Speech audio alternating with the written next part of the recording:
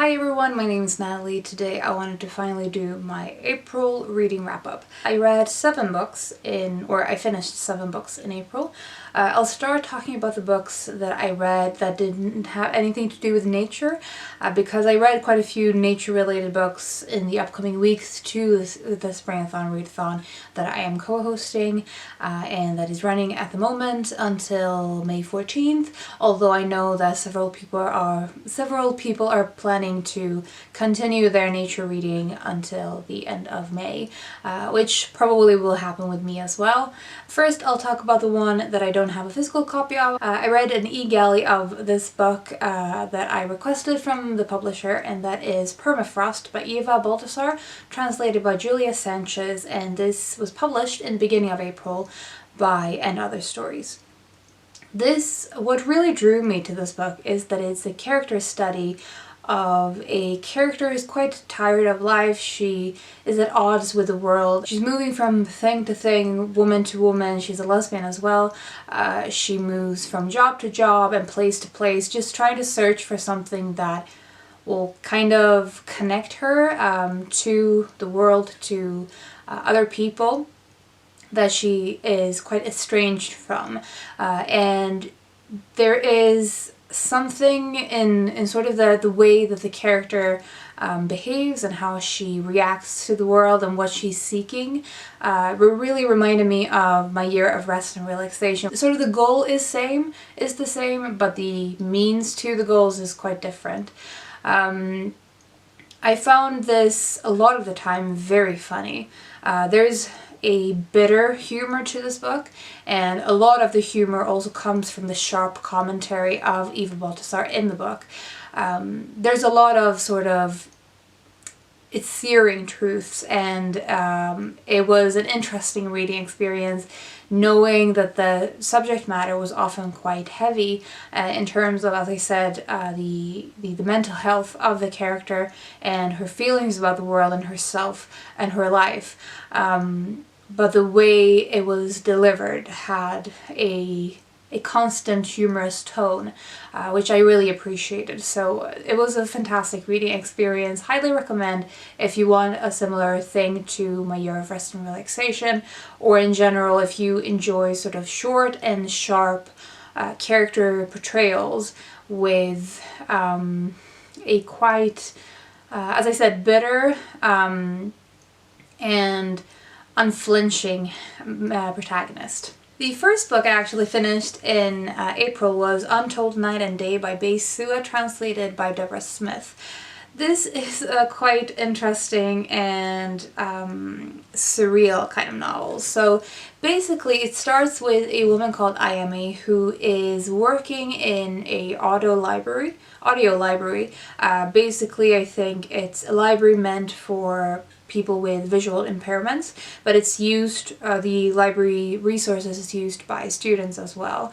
And she works in this library, and when the book opens, it's become clear that this library is going to close down very soon, and she's going to be out of a job.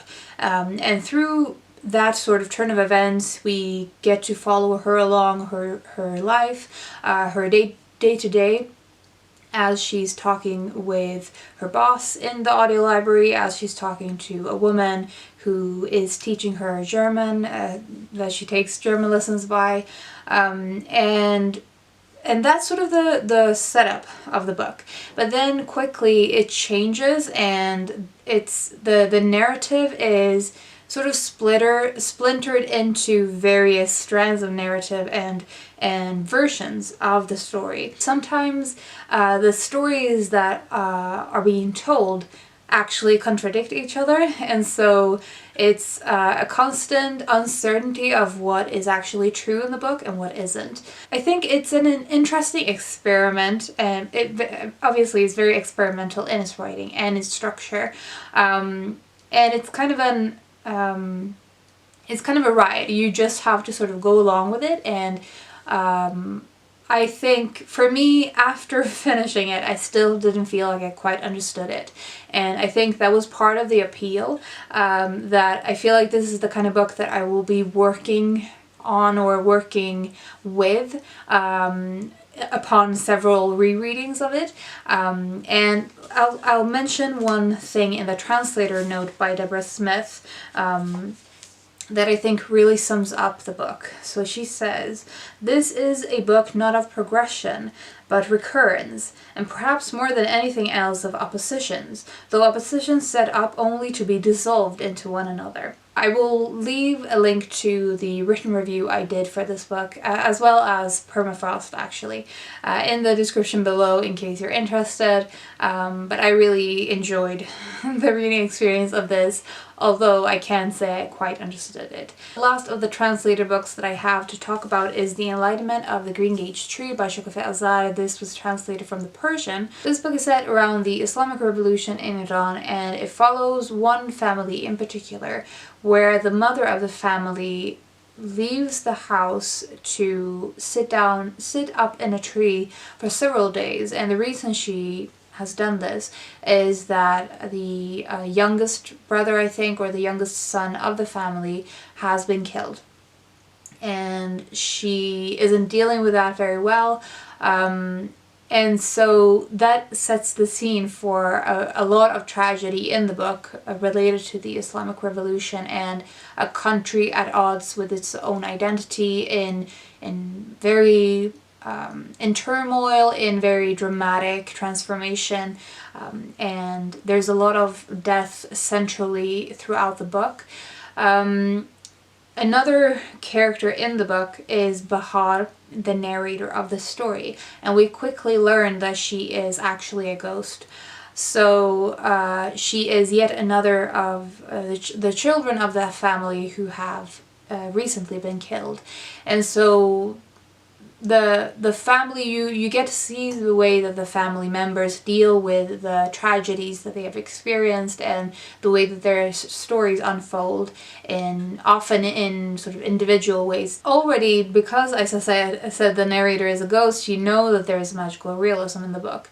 And I think that is the biggest part of why this book is such a Marmite book. So first of all, in terms of the ghosts, it serves a point, I think, to bring the past into the present and very much reflects, as I said, the transformation of the country at that time, and the way that the memories and the burdens of the people living in the country at the current moment, what they were carrying on their shoulders.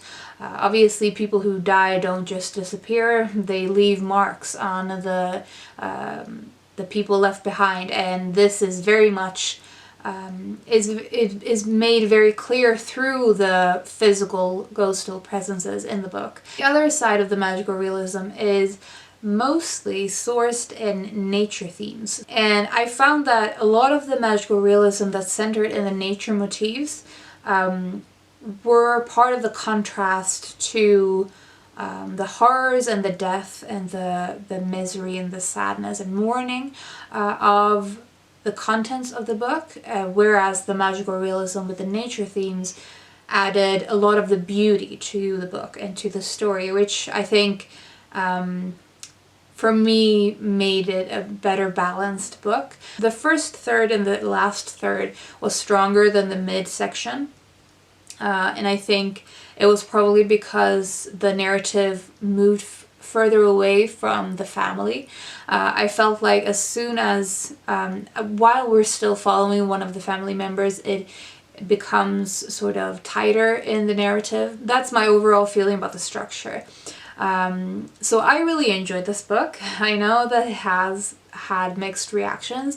I think part of the reason I enjoyed it was also just personal. I felt like I understood better the experience of the people living in Iran in this time and place, which I found valuable, again, on a personal note. The last 4 books I have to talk about are all nature-related books, and 3 of them I've already mentioned in previous videos, so I'll start with the one I haven't mentioned yet, and that is Miracle in the Andes by Nando, Perrado, and this was also written with Vince Rause. So this basically is a nonfiction book following a rugby team in the 70s who were flying over the Andes to Uruguay, I think, or from Uruguay, and they crashed. The airplane crashed in the Andes. A lot of the people on the plane died immediately, and the rest of them were trying to survive and to get back. Like you could expect with this sort of story, and with trying to survive in the Andes at this time, and when they were dressed for summer weather. Obviously not the right equipment to be in this place for any length of time, and they were stuck there in 72 days, I think. And it's like with other books of this sort of genre of survivalist type books, or of disaster type situations. It talks about the survival instinct. It talks about the way the strength of humans when put in certain situations, and the extent of, or sort of the boundaries of human capacity. It's one of those stories that at times it almost feels voyeuristic to be listening to or reading this sort of story, disasters nonfiction, as I said. Because it's about a lot of tragedy and of death and of suffering. So there's that part of it that is kind of uncomfortable to think about, and I was thinking about it and how I felt about it. But on the other hand, of course, there's strength to these sort of stories, and of course it's a personal experience that he chose to tell. And then the other part of it is that it's written in this way of being kind of an inspirational story, and there's an element of simplicity for the power of the narrative, which sometimes makes me roll my eyes. Sort of the way it's performed and it's delivered has a clear sense of almost a theatrical effect, because after he experienced all of this, he went on to have talks about his experiences, and so you can tell that he's become used to telling these stories and with a narrative flair, and that means that there is sometimes a tendency, I think, to simplify or to sort of make things neater than it probably was, and you can tell as you're reading it. That being said, it's still, because it's the kind of story that it is, it's still powerful. It still makes you react, and it's still an interesting story, especially considering the fact that it was in the 70s. And so even technology and things like that was very different, of course. The last three, as I said, I have mentioned before, so hopefully this will not be as long. So first we have The Hidden World of the Fox by Adele Brand. This is a natural history of the fox, and it is a really good complement to Foxes on Earth, which I read a few years ago, and that got me started on my nature writing kick. Foxes on Earth talks a lot about the cultural history of the fox. This one is much more centered around the science aspect. So it's talking about behavior and habitat and the flexibility and adaptability of foxes and why they are able to thrive in parallel with human lives.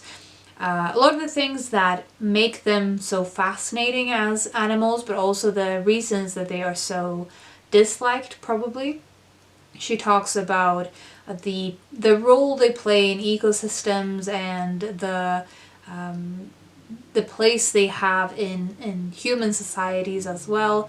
There's almost a plea of us trying to coexist with foxes in this book that I really appreciated. So I really liked Adele Brand's own voice coming through the book, as well as learning more about foxes. This was just exactly what I was hoping it to be. The next one is The Valley at the Center of the World by Malachy, Tallack, and this is a fiction book set in Shetland about all the people living in a very small valley in Shetland. and about the lives of these people, in particular Sandy, who moved to the valley because of his girlfriend Emma living there as a child and growing up there. And he lives with her for three years, I think, in the valley, and then they decide to split up. She moves to another place, but he decides to stay there and make a new life for himself without her there. So there's some similarities to Inland by Elin Willows, which I read in March, but this one obviously has a UK setting and is from a male perspective. But the sort of the attitude and the situation of the main characters is quite similar, and also the slow pace of the narratives.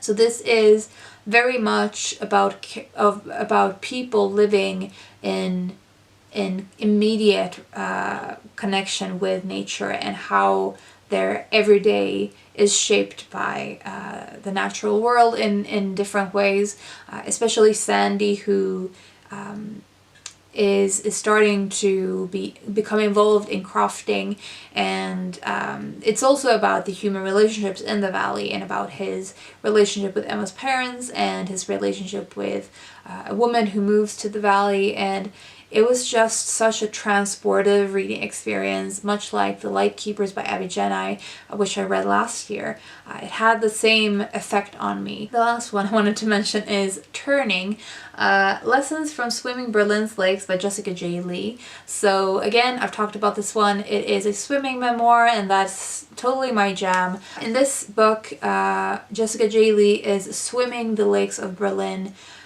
as a way to find a place that she belongs in.